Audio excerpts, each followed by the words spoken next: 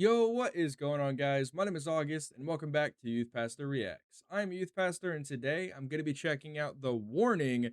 This is the Mayday documentary, Mayday in the Making.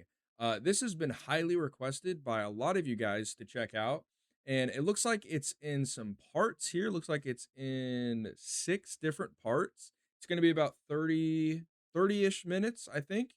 5, 10, 15, 20, 25, 30. Yeah, and I figured let's go ahead and just watch all of it right now. So this is going to be a one part of the Mayday documentary series, and I'm excited to check it out. I'm hoping that it's going to go into a little bit of the band's history, their origin, kind of what they thought when they were creating some of their songs, and yeah, I'm just excited to see what they talk about. So without further ado, let's go ahead and jump right on in. Pelo bien. Primero, We are ready. el nombre o de que los nombres individuales y luego la banda o al No, revés. a ver. Ah, Okay. okay. No, hi, we're the warning. I'm Okay, Daniela. okay, Okay, yeah, yeah. that makes a lot more Okay. sense. Hi, I'm Daniela, I'm Paulina. I'm Alejandra. and we are the The warning.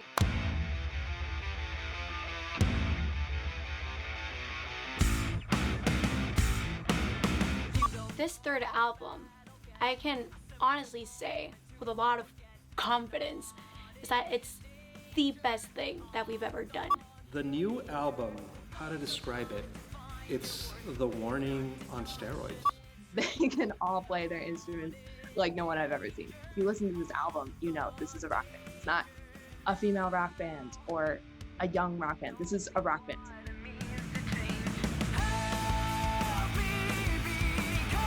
So good.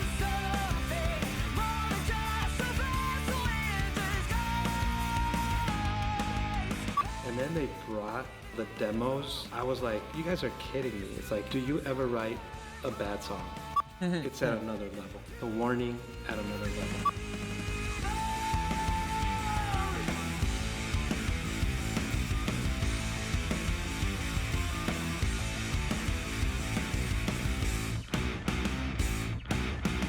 Working on the album with David and Rick was a little bit nerve-wracking at first because we know what we want to hear. I was really nervous that David was gonna be like, no, I hate all this and let's do something different.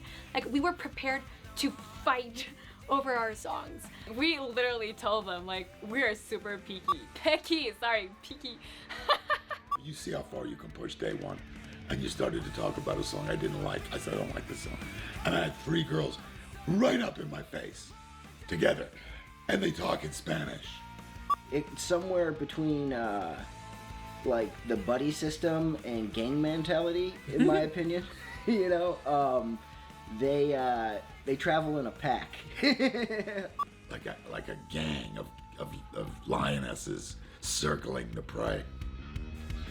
I think that if we were not sisters, like, this would have fallen apart so quickly.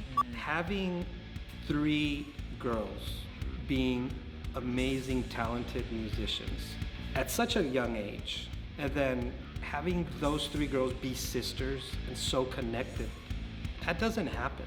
I can't believe they're my daughters. Like, one moment that Oh, these are the parents. I don't think I've seen the parents yet, actually. But you guys have told me that their parents like tour with them and they're like essentially their managers, which is really cool. It's a family band, and you don't see that so much. Another band I'm reacting to is Mission Souls. But I just love the family aspect that, you can have in a band and bring to your music. And especially if your parents and stuff are involved and they're touring with you and they're helping you along the process and managing some of the stuff you're doing. I just think that's super cool. And Rudy Jafori, I don't know how long he's been with The Warning either, but he looks like he's maybe the main manager. That doesn't happen. I can't believe they're my daughters. Like, one moment that happened. How? Being in a band with your family is great. We experience everything as a family that it'd be weird like to experience it alone and then come to my family like, oh my god, this happened. No, it's like a thing. It happened to all of us. It always happens to all of us. I'm used to being in a room for 3 months with a band. This instance, I've never experienced it before. I've never had the parents in the studio. That's And cool. then their manager came. Now I've got the guardians I definitely didn't get to be me because I usually swear like a trooper and say all sorts of inappropriate things in the studio because nobody's filming me usually. Yeah, I've never experienced anything like that, and I probably never will again the rest of my career.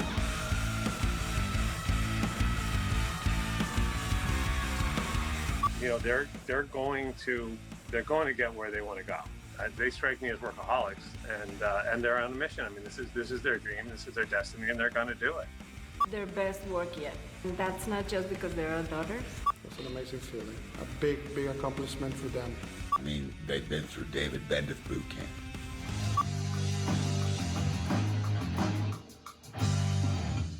Yep. Survive. Is it wrong? Yes!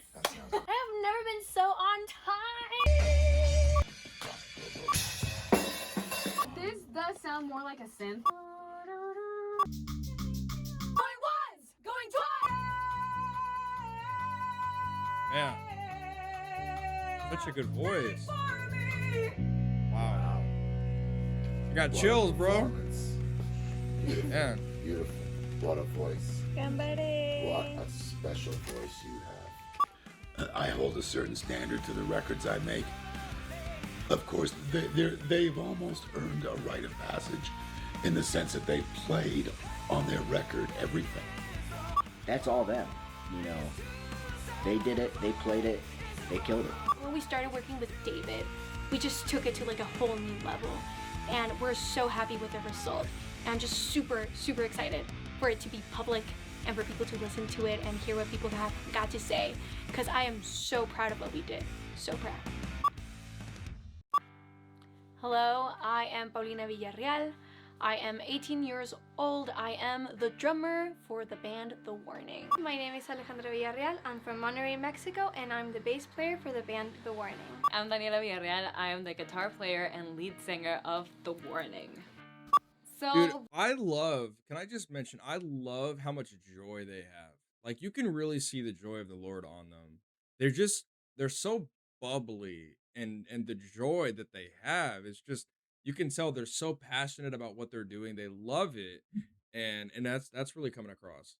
Villarreal. I'm from Monterrey, Mexico, and I'm the bass player for the band The Warning.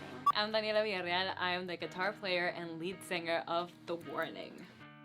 So, The Warning came to be in a very early stage of our lives. We started playing classical piano at a very young age. I think I was 6 and Pau was around 4. It was a family environment of music.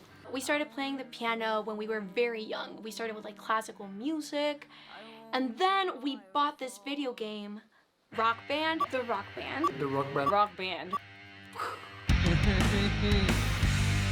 Yeah.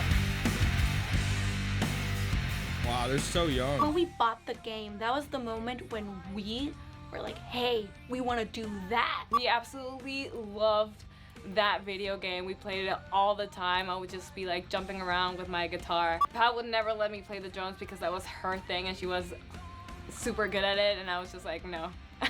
When we bought the game, I noticed Paulina, and she was like, like with so much coordination, and I told her like, look at Paulina. But you need to take into account that I was like 6 years old at that time. My next week, Paulina was in lessons. Wow. The thing with Dani was she wanted the guitar because of the rock band, but we knew that it was gonna be difficult for her because she was 8 years old. I asked my dad if I could play the guitar and he was like, are you sure? And I was like, yes. And he said 6 months. And by the week I wanted to give up. But she kept her promise, and by that time, she already started to love. I was about 3 when we got the Rock Band, so I didn't actually play. She was a baby. Ale basically, when we were playing Rock Band, Ale was clapping next to us. I picked the bass when I was about like 6 or 7, and I was like, ooh, I want to play that. Don't know what it is, but I want to play it. And when she started playing the bass, we started like thinking like, hey, these instruments, like we can play them together. We were like, oh, these 3 instruments actually make up a band. So we're like, we can start playing together. We said like, why? We should play something together. And that was it.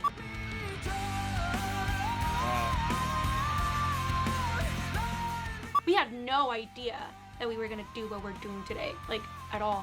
For us, the decision to upload videos on YouTube was just like, we're gonna send it to our grandparents. The file is too big, let's upload it on YouTube and send them the link. But suddenly they started getting a lot of attention. All of a sudden, it exploded. Our parents really reminded us that like this was for the music and we could use that to start writing our own music. I think that was something that caused such a huge change in us, from just like, let's play for fun, to like, whoa, we're a band now.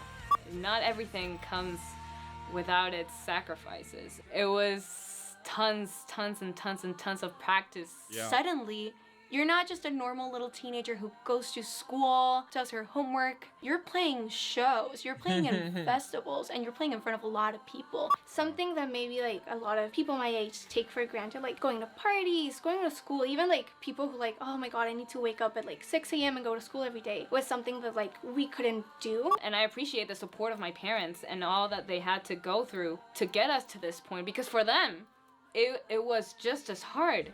As a parent, you never know which one is the right path. We wanted to support them. Like any parent, just try to give them what makes them happy.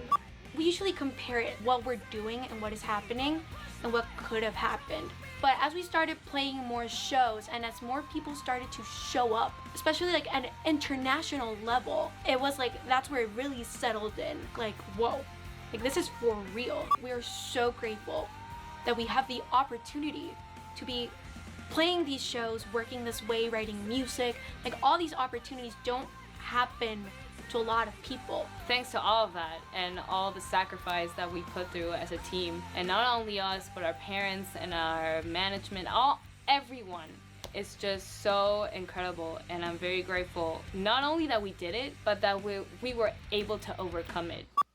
Ooh, okay. If we weren't in a band, if we weren't in music in general, because we always get out of that question like, oh, it would be a song right now. Like, what would you do out of music? Honestly, I think I would be a teacher. A teacher. A teacher. No, you would be such a good boss. You'd be a Oh, good, thanks. Yeah. I would like to write. Yeah, I'd be a good writer. You would be a writer. I would have to do Definitely. something creatively. I couldn't. Yeah. No, like a job office. I honestly have no idea. I think you would be a good model. Ah! Sure. Yeah. Not really good at posing, but you know, You'd be a good good model. model. I could work on you that. got the height, so. you got the face. Describe each other. Okay, let's do Pal first. Creative. Outspoken. She's a spark. She can also be a bit loud. It's the life of the party. Energetic. A great drummer, great singer. She really drives what's happening. She goes completely on passion. Pal is such a fan of music. Drummer, singer, writer, composer. Alpha, right in your face. But she's so lovable. I'm gonna take everything as a compliment. You. How would I describe myself though? LA is so humble and so talented. She's technically incredible. She can hang with the best of them. Very bold. She's observant and very persistent. You are scary at times, but that is very useful. Yo, Allie with the eye rolls. She's the most reserved, but to be honest, she may be the most animated. You. Danny, you're very organized. Older sister, protector. The same as she asks of herself, which is a lot, she asks of the team. Disciplined, persistent. She's a sweetheart. She's honestly super nice. Like, I don't know how she does it. She's the heart. Very, very passionate. She's a boss. Danny is a powerhouse front woman. I mean, she's up there with the top voices of female rockers. The beacon of light in the darkness. Oh my god, thank you guys. See? And I got, I'm scary.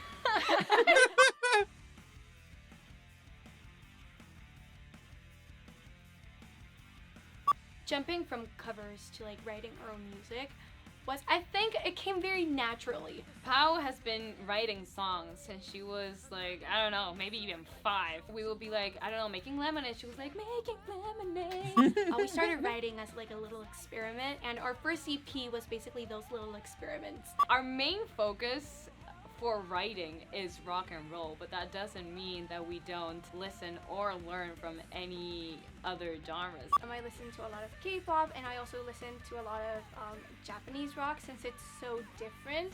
I listen to a lot of classical music, I listen to a lot of alternative music, I listen to a lot of K-pop. I love rock and roll for its energy, and I wouldn't change that for our band, but it's great also to learn from all the different types of music that there's all around the world. Good. I really like.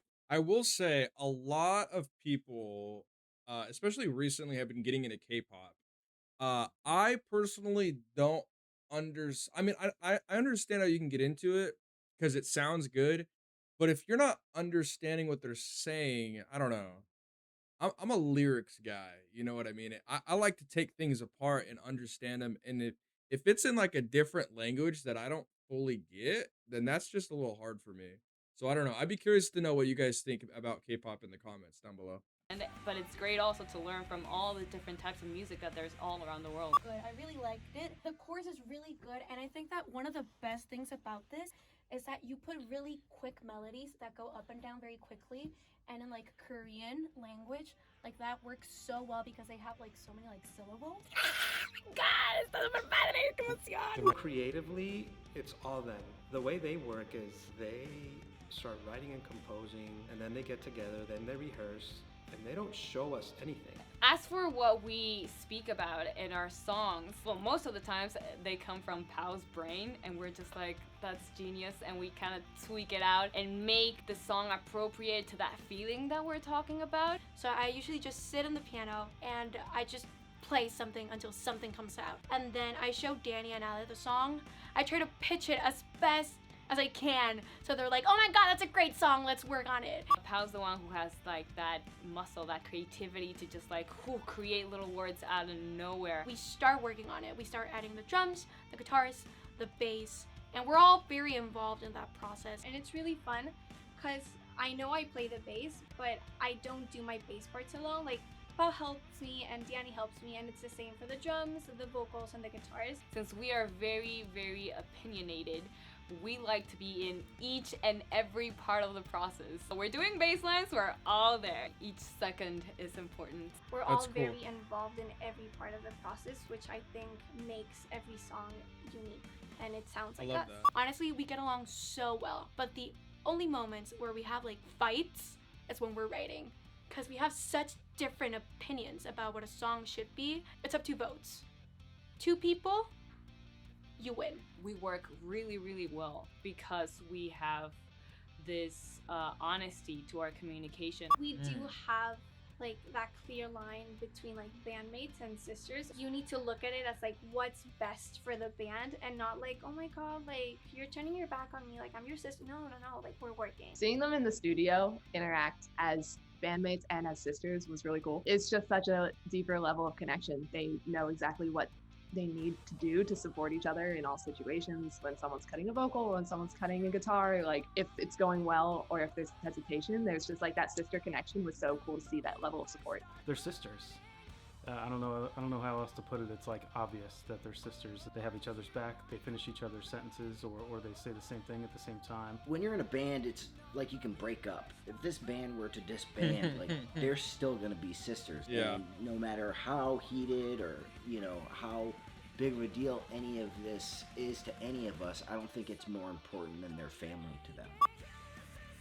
I'm so glad that we started writing our own music because there's like nothing that I love more. That's what we like doing the most, inspiring people with our own music. And I have found out that my comfort zone is writing from the heart. It's literally, if I'm feeling a very strong emotion, the song comes out. Technology played a huge part in our band. We became known because of a YouTube video. Social media is such a big part for us as a I'm band. telling you guys what, YouTube videos are crazy, bro. Like if you record a video of yourself like they did, it's funny that they said that they, wanted to send it to their grandparents or whatever. And so they uploaded it to YouTube because the file size was too large and, that was an easier way to share it. That is what popped them off. Like it got so much traction and attention because people know if something's good and especially like genuine and You know, if the feeling is right, then YouTube and getting it on social media is such a powerful tool to be able to get it in front of people. So I 100% agree with what they're saying. A YouTube video. Social media is such a big part for us as a band, and without social media, we wouldn't have reached all those people who listen to our music right now. I honestly don't know how they do what they do, but I know that the numbers don't lie. When it comes to going viral at the age that they did, they've had a head start building this social media and online presence that people would pay millions to obtain. That's an amazing thing to see. I mean, to have this type of fan dedication and loyalty this early is, it's really impressive. And it speaks to the fact that their music really touches people. When you start out in music, the first thing that you think about is not really like, how am I going to manage my social media? It's the last thing that you're thinking of. When I first met them, they had already gone viral because they were uploading videos of them doing covers and practicing music so that their grandparents could see it. When the attention came in, it was like pretty shocking. What we did as a team was land it with a proper strategy and a vision. We all talk about what we're doing in social media every day. It is like a lot to do, but honestly, like it helps us a lot. Thank you, patrons. Shout out to all of you. You are awesome. This community and friendships have been, forged all over the world. We're always thinking of new ways to create new content for them. And even if it just was like one person, it means something to them. That's an incredible feeling. I think that they just feel like more responsibility to their audience, to their fans. They're constantly evolving and working more for them. It can kind of be intimidating as our fan base grows. It's very hard not to think about what other people might think. To think like, I kind of need to be perfect. I mean, being a like woman in rock is a whole thing. We have gone. That reminds me of Rush, Limelight.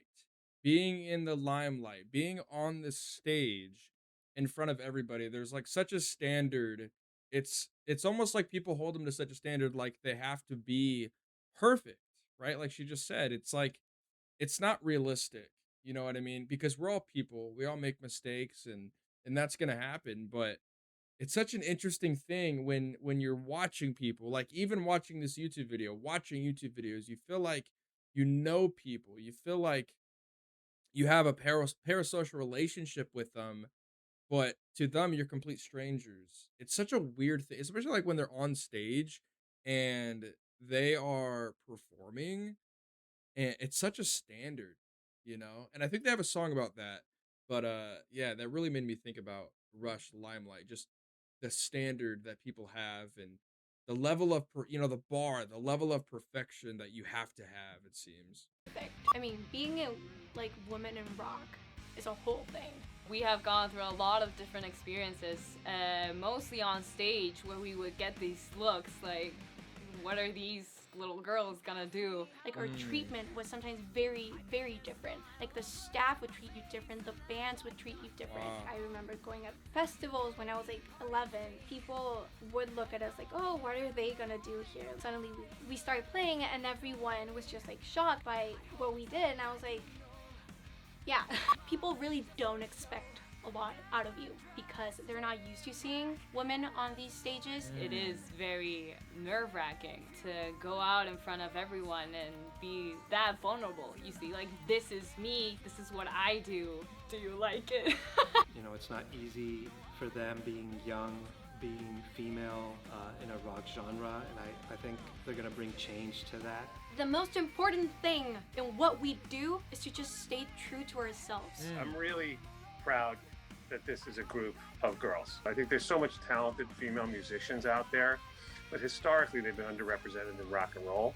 I don't really know what the reason is, but if I can be a part of helping to bring that energy to the forefront, then that's what I want to do. Absolutely. In such a male-dominated field, to see not only three women but three sisters playing rock music, it was awesome. Also, being a father of two daughters, it was inspiring to see that too. It's something I wanted them to see. We step up our game just to prove we belong here.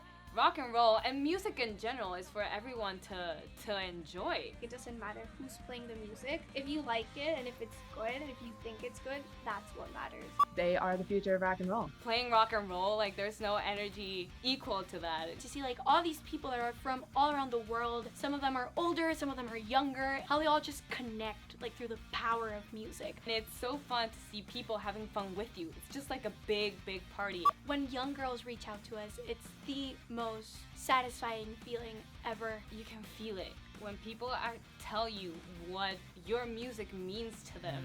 It's such an indescribable feeling. Like when someone comes up to you in the meet and greet and they're like, I started playing the drums because of you. Oh my God, like you feel like crying. It shows that anyone can do what we're doing. It's easy for people to blow up on the internet and kind of not act like it's a thing, but these girls, they dedicate time every day to trying to make sure that someone in their fan group or their whole fan group has an experience.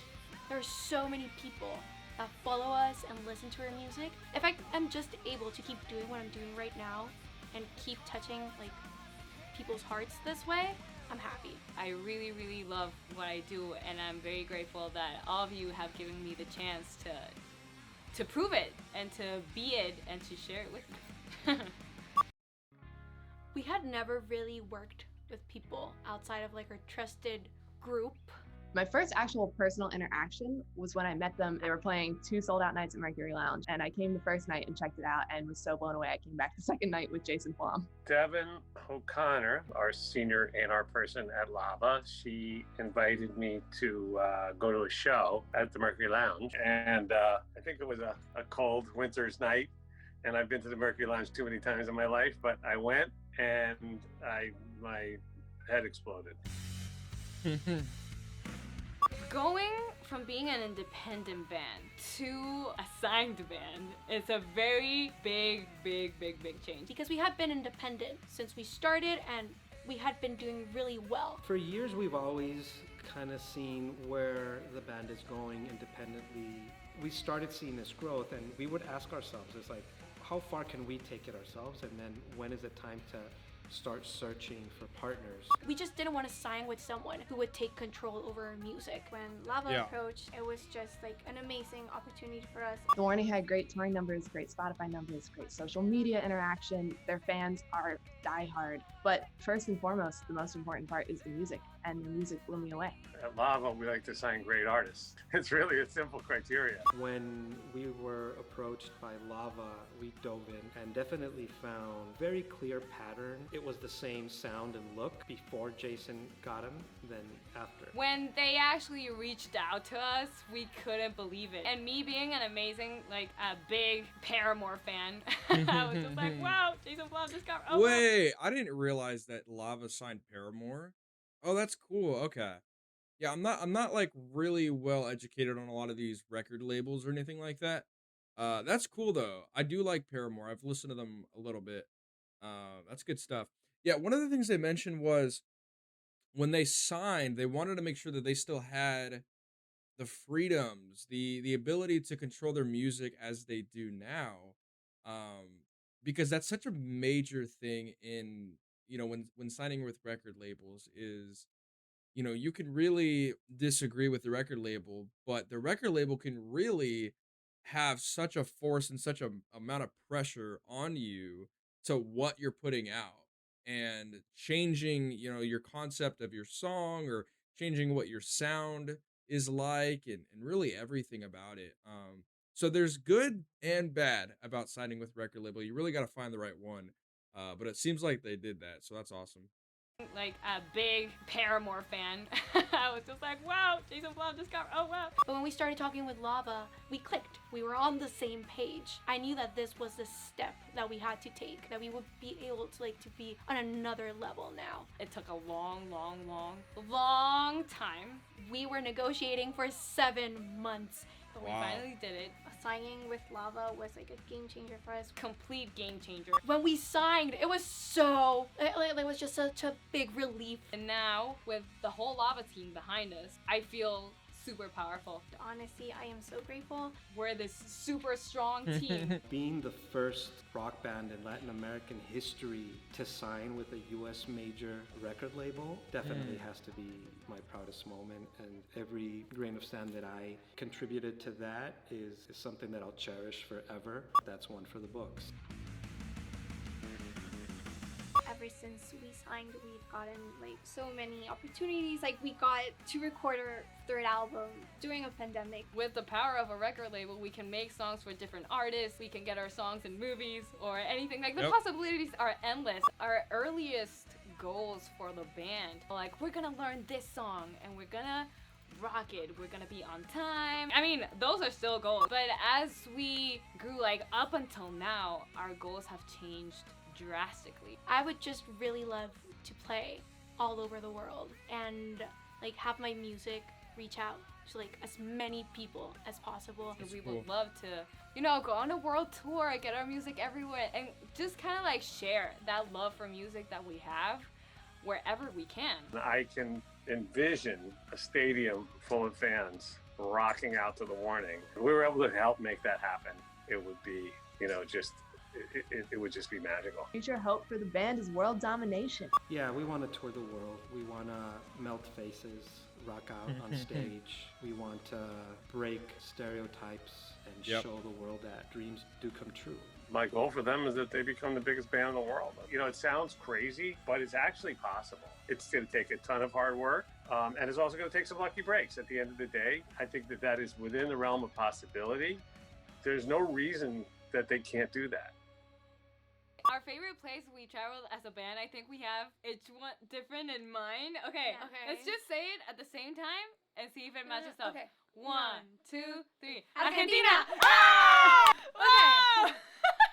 We got Argentina. was Yes. awesome. It was such a great tour. It was our first time having like such a long tour. We 2 were- weeks. It was like 2 weeks. It was a Yeah. 2-week 2-week tour tour. with It was our first Educativa, time there. and it was amazing. It was Honestly, amazing. I am Amazing. dying to go back to Argentina. The energy It's the so different. Argentina like public has, wow, We awesome. miss you guys. COVID. Once we signed with Lava, we didn't want to lose any time. The band was about to go on a tour, and then COVID hit, so everything that they were working on got canceled. And so they shifted the target immediately to, okay, we're gonna make the record now. And David Bendeth was a name that crossed between options that they brought to the table and options that we had seen. Really quickly, it became, okay, let's get him on a Zoom. We had a Zoom call with him. Like there was just like a connection. We shared the same vision. We were actually very excited, very nervous as well because we knew it was gonna be like tough.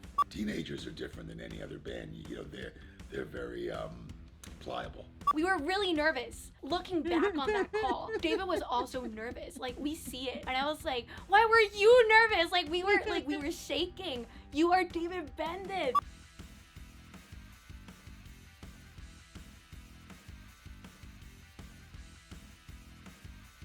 Making an album in the middle of a global pandemic was a very unique experience. We started lockdown on March. We had not left our house until September. We were really respectful of like the safety of it all. Obviously, it was COVID, and the first thoughts across my mind were, how is this gonna work? But what we did was we were in the bubble. We decided after a lot of conversations about it that we were gonna record it in New Jersey. We did COVID testing, we traveled with seat covers and masks and face shields and gloves, antibacterial and sprays and wipes. That was such a crazy time, bro. It's so crazy to look back on now, like in 2026. That was 6 years ago. Wow. That's crazy to look back on. That went by real fast. It doesn't feel like 6 years ago, but it was. And man, that was such a wild time. You had the face mask with the the shield. Oh my gosh, bro. Like you couldn't go out. You couldn't go out. You couldn't. And if you did, you were taking a risk, and man, it felt like the world would never be the same. You know what I mean? It really felt like we weren't going to get back to normal, to the normal way of doing things. And I'm so glad God, you know, allowed us to get back to to the normal. It's such a blessing. There's so many things we take for granted, and I think that time period really just allowed us to slow down and rethink our lives.